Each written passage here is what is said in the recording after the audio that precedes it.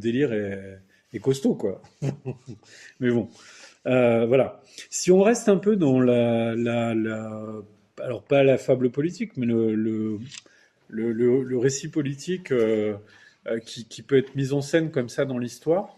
Alors, comme je vous disais, hein, et puis ça fera peut-être une transition euh, avec d'autres livres, l'histoire au long cours, c'est vraiment un sujet, je trouve, dans cette rentrée littéraire. Vous avez donc Drapeau noir, une histoire d'amour et d'anarchie de Dominique Maison, édition de la Martinière.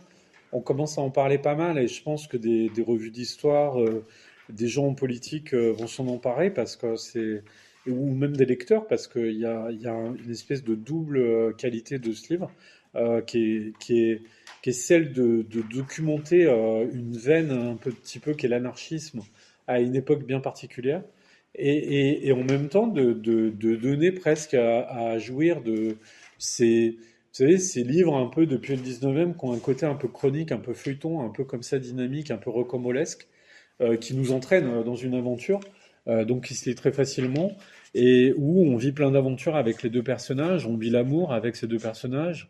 Alors, on va discuter un peu de l'amour, hein, il y a plusieurs manières de le pratiquer. Euh, et surtout à cette époque, et depuis le 19e siècle, hein, depuis que l'anarchie existe. Mais c'est la collection Ruby à la Martinière hein, qui publie deux textes importants dans cette rentrée. Et donc c'est une collection, je ne vais pas vous faire tout le laïus qui est en fin de livre, mais en gros, je vais vite, j'espère que je vais assez vite, ouais. Enfin, on verra. Il ne faut pas que j'aille trop vite non plus. Et du coup, je trouve qu'on s'en sort pas mal pour avoir commencé à 10 heures. On est sur un bon rythme. Remarque qui est absolument pas intéressante dans le. Et je vous raconte quand même. Ouais, ouais, ouais, ouais, voilà, j'ai bu 15 cafés, hein, donc là, ça commence à monter. Vous pouvez découper la parole, hein. Oui, non, mais il y aura un temps d'échange. Non, non, mais on va. Faut pas se gêner, là. Ouais, ouais, il faut y aller. Et donc, je vous raconte quand même un peu le début, parce que c'est comme si vous appuyez sur un truc, puis top, on part. Enfin, voilà, et tout livre, après, on est parti, qu'on ne s'arrête plus. Donc, au départ, on a un garçon qui est comptable chez De Noël, qui est pas assez fier de son manuscrit pour en parler à son éditeur, qui est l'éditeur star à l'époque, puisqu'il vient de faire paraître Voyage au bout de la nuit. Donc tout le monde en parle, tout ça. Alors bien sûr, tout le monde choisit son camp un petit peu sur le loustic. Et il va chez un imprimeur pour se faire éditer à compte d'auteur, en quelque sorte. Donc il arrive tout timidement avec son manuscrit pour le faire imprimer, tout ça. Puis l'imprimeur, bien sûr, le charrie. Ouais, comment ça se passe chez De Noël? Parce que, alors nous, gens du livre, dans ce livre, il y a quand même De Noël, hein, qui est un personnage. On a des échanges avec lui. Enfin, le héros principal va avoir des échanges avec lui. Parce que c'est la star de l'époque. Hein, c'est pas Gallimard, la star de l'époque. C'est De Noël qui a une manière d'éditer, une manière de financer les projets, une manière de choisir les projets et qui a des succès, comme Voyage au bout de la nuit. Hein, il n'est pas publié chez Gallimard au début. Et donc voilà, ça pour l'époque, pour tout ça, c'est super intéressant de se rapprocher d'un personnage comme ça. Et parce qu'à un moment, l'éditeur va lui dire, t'aurais pu m'en parler quand même, tu travailles chez moi, tout ça. Bon, je dis pas, ton manuscrit, c'est pas abouti, mais je vais te donner des sous. Et tu vas travailler, pas à la comptabilité, mais tu vas travailler à ton livre, et on va arriver à quelque chose. Voilà, chercheur de talent un peu ou de. Et donc lui, il est chez l'imprimeur, comme ça, l'imprimeur le charrie et tout, puis là arrive une fille incroyable, avec des yeux magnifiques, qui l'apostrophe, comme ça, là. Lui, il se dit, qu'est-ce que c'est que cette fille? Mais on va dire que c'est un coup de foudre. C'est-à-dire, lui, il voit cette fille, il est là, waouh! Et là, d'un seul coup, alors qu'il est en train de se dire, mais qu'est-ce que c'est que cette fille? Qu'est-ce que c'est que ce délire? Tout ça, pourquoi elle me parle et tout? Arrivent les flics, alors les poulets, il y a plein de noms hein, pour les flics à l'époque, qui déboulent dans le. Parce qu'on est un peu dans cette tradition du roman populaire, du roman comme ça, avec de l'élan, avec du. Et elle lui prend la main, et elle l'entraîne, et comme dans les romans populaires, on va au fond de l'imprimerie, on passe par des caves, des sous-sols, on remonte, jusqu'au moment où ils sont tous les deux sur les toits, et elle lui montre Paris comme ça. Elle dit, mais tu vois, tout ça là, c'est pas pour nous. Enfin, nous, on est des petits, on est des gagne-rien. Tous ces symboles-là, c'est pas à nous, c'est pas pour nous. Et alors lui, il se dit, une anarchiste, quoi. Et c'est une anarchiste. Alors après, attention, hein, vous savez, les anarchistes, toujours, ils font des grandes déclarations, mais on ne connaît pas leur origine, hein. Mais bon, il y a eu des grands anarchistes.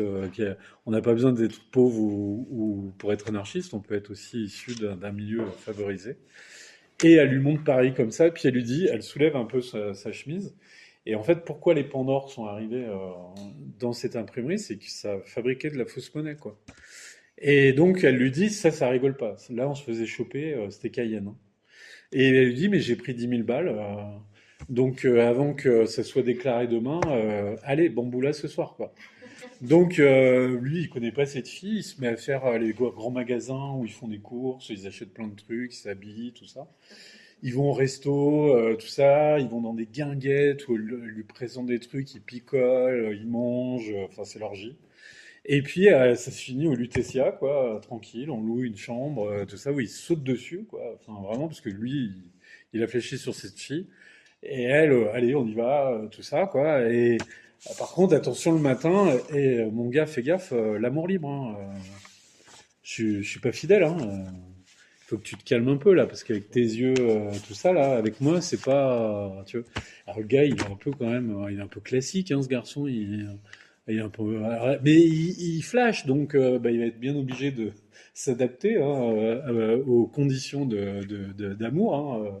Donc elle lui dit, bah, on va se recroiser, t'inquiète pas, tout ça. Et lui, waouh. Alors, déjà, il a imprimé son manuscrit, alors en plus, il rencontre une nana complètement hallucinante. Et ils vont se revoir, effectivement. J'ai envie de dire, on est dans un contexte politique quand même où les factions d'extrême droite commencent quand même à faire du bruit et il y a des manifestations qui font des morts. On est dans un moment où la gauche, justement, cherche à s'unifier pour se placer dans des législatives. Les communistes disent les sociodémocrates, en fait, ils sont fades et ils sont traîtres, il faut peut-être les lâcher. Mais du coup, qu'est-ce que ça fait vis-à-vis de l'extrême droite et tout ça? Ça crée de la confusion, ça crée des trucs. C'est qu'il y a des voix qui se perdent, tout ça. Et on dit aux anarchistes, parce que anarchiste, ça veut pas dire être dans un parti politique, hein, vous en êtes où là avec les végétaliens, donc les écologistes d'aujourd'hui en fait. Vous voyez. Ben alors les anarchistes c'est non quand même les communistes. Enfin bon, oui d'accord, mais nous on n'est pas d'accord sur on doit éduquer les ouvriers quoi.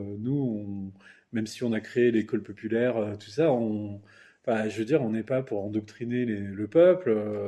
Donc les communistes oui, mais bon quand même. Et puis les végétaliens ouais, mais alors nous on préfère être non violent parce que en fait voilà, il faut que les gens découvrent l'autonomie, l'amour libre, mais pas de manière violente et pas de manière politique. Donc nous, on préfère l'exemple de l'action non violente, tout ça. Donc on va aller dans une ferme à côté de Paris où vivent 300 végétaliens. Bon, notre garçon, à un moment, il va changer de partenaire dans la nuit, voilà, parce que c'est comme ça. Donc il va découvrir que voilà, l'amour libre, ça veut dire ça, quoi, dans les fermes végétaliennes. Et que le matin, quand soi-disant Lola, là, enfin notre incarnation de l'amour libre, va dire c'était bien cette nuit. Lui, bah, un peu désolé quoi. Enfin, il l'a pas fait de gaieté de cœur, hein, mais bon, enfin là, je dérive sur l'amour libre. Mais voilà, c'est tout ce contexte comme ça qui nous est raconté. Tout ça va nous entraîner jusqu'avec les Républicains en Espagne. Donc oui, une guerre qui prend forme aussi, où là, des anarchistes espagnols et français vont aller se battre hein, pour se battre hein, concrètement. Donc, c'est quoi l'anarchisme? C'est quoi ce petit filet rouge en fait? Parce que c'est plus à gauche automatiquement. Mais c'est quoi finalement en fait, vous voyez là dans le contexte d'aujourd'hui, on dit bon alors la gauche c'est enfin l'extrême gauche c'est comme l'extrême droite, c'est quand même un peu bizarre ce truc depuis les élections là. Et que du coup, c'est quoi l'extrême gauche par rapport à la gauche traditionnelle? Donc là, on est un peu aux racines finalement de tout ça, enfin, c'est des racines qui ont commencé au 19e siècle où les partis se sont créés. Mais vous voyez, l'anarchie, c'est une pensée, c'est une morale, c'est une manière de vivre en société. Donc en fait, c'est pour ça aussi que peut-être parfois dans les partis, dans les élections, c'est difficile de choisir. Parce que si on vote, est-ce qu'on choisit pour l'autonomie? Est-ce qu'on choisit pour des gens qui disent c'est la consommation ou le travail ou la production? Enfin, vous voyez, les communistes disent c'est plus la production. Là, l'extrême gauche disait c'est la consommation. Enfin, vous voyez, c'est quand même des mots qui sont pas tout à fait innocents dans nos vies et dans l'implication de nos vies. Et là, je trouve qu'on est dans un moment particulier de l'histoire où c'est intéressant parce que justement, nous, on est avec les anarchistes. Alors, c'est intéressant pour nos métiers aussi, hein. Elle fait des lectures offertes dans un quartier parisien pour les enfants du quartier. Vous voyez, ces choses-là commencent aussi parce que l'anarchie, bah, justement, c'est peut-être pas que faire de la politique, c'est faire des choses pour les gens sans voilà, avoir d'implication politique. Donc, je trouve ce livre intéressant parce que finalement, sans dire le présent et aujourd'hui, finalement, il nous renvoie aux racines d'aujourd'hui avec un roman historique qu'on vit au galop, qu'on vit comme une passion amoureuse, enfin tout ça. Et c'est vu le contexte, hein, on choisit pas le contexte. Je pense que Dominique Maison, elle l'a pas écrit. Enfin bon, elle voit bien comment ça tourne depuis quelques années, mais je pense pas qu'elle l'ait écrit pour parler d'aujourd'hui. Mais quand même, en le lisant aujourd'hui, ben, on se dit, voilà, c'est super intéressant par rapport à aujourd'hui.